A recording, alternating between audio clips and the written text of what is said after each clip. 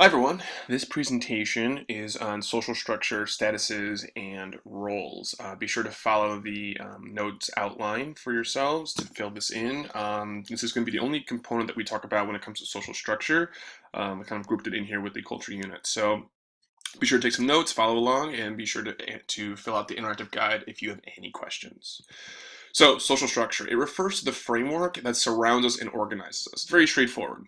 It's essentially the structure that is our society. It includes all the different kinds of relationships amongst people and groups and sets different kind of directions and limitations on behavior, which is why we tie it in with culture, because culture also does this. So as we mentioned before, some components of social structure. One is indeed culture. That's why we tie this in. Groups, social status, roles, social class, social institutions, all of these things all come together to help make up our social structure. So we talk about culture specifically, but on the grander scale, we look at the social structure overall, how society in and of itself is functioning. Culture is only one component of it. The rest of these are all other roles that are played. So, social status, we talked a little bit about status before, but status refers to a socially defined position within a society. So, where you are, especially in comparison to others. And this is connected to specific roles or expected behaviors. Based on our status, we're expected to behave a certain way, or expected to take on certain roles within society to help us forward the functionality of a society or a culture. And you can think of this as someone's position within society. People occupy multiple different statuses at one time, so that's known as a status set. All of these different statuses or positions an individual can occupy. Think of this similarly to social location. So here's mine.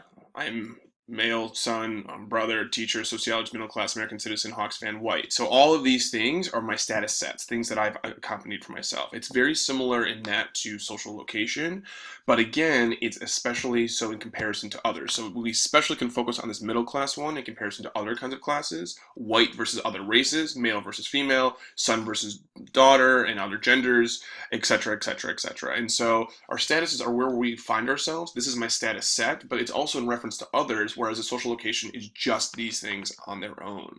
So make sure you know that key difference there for later on. Some kinds of statuses that we have are ascribed, or some statuses we have are achieved. Ascribed are ones that we just have naturally from the time that we're born, things that we inherit, things that we can't control. Race, ethnicity, sex, being a teenager, adult, senior citizen, things that we have that we are involuntarily a part of as we go through life. Be sure to answer this part of it here, including other examples of some ascribed statuses that you believe you hold within your life. Achieved statuses are, just as they sound, are positions that are earned or accomplished or achieved, hence the term achieved statuses. And these are involved to some degree on the individual's part, meaning it requires some work on your end to make sure that this happens. And again, make sure that you think of some different examples that go along with that. Everyone has, though, out of all their status sets, everyone has a master status, and this is that master status. I know it was kind of complicated when we talked about it originally, but here is essentially what it is. And this cuts across all other statuses an individual occupies. It's highly visible status. So whether it's your sex, race, age, and it causes people to primarily identify with that particular status. So I know earlier on we were talking about it from what people see. In this case, though, we're focusing it on is this is the one that everyone does see. This is the one that you identify with that is bigger than all the rest. That when you're out in public, this is what people see. People either see your gender, race, age, some other status that you want people to see. So be sure to think about some of your own master statuses, perhaps, that might be related to you. Status inconsistency. This is when you have a contradiction or a mismatch between different statuses. Think of this similarly to value contradictions, where you have different values that contradict. There's also status inconsistencies, where, for example, you're a student and you're seen as needing to be focused on school and functioning and being a kid.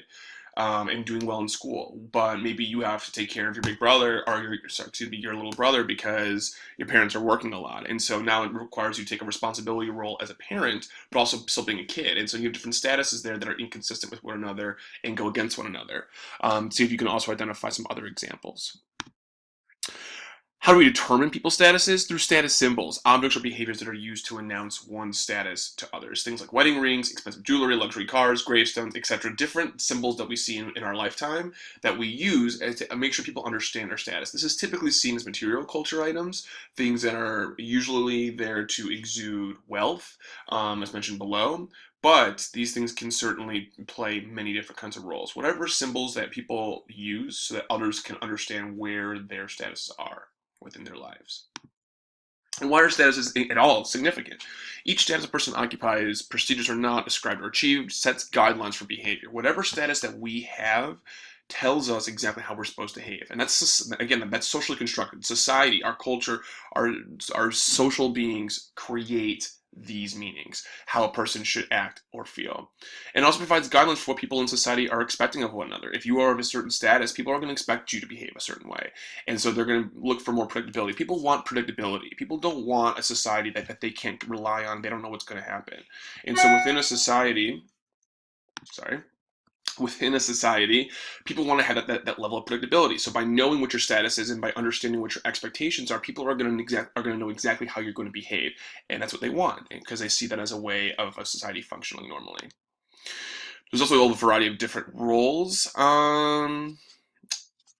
gonna look at this real quick. Actually, I don't think we're going to talk about any of this. So this will be the end of our video. So be sure to fill in those notes. And yeah, have a great afternoon.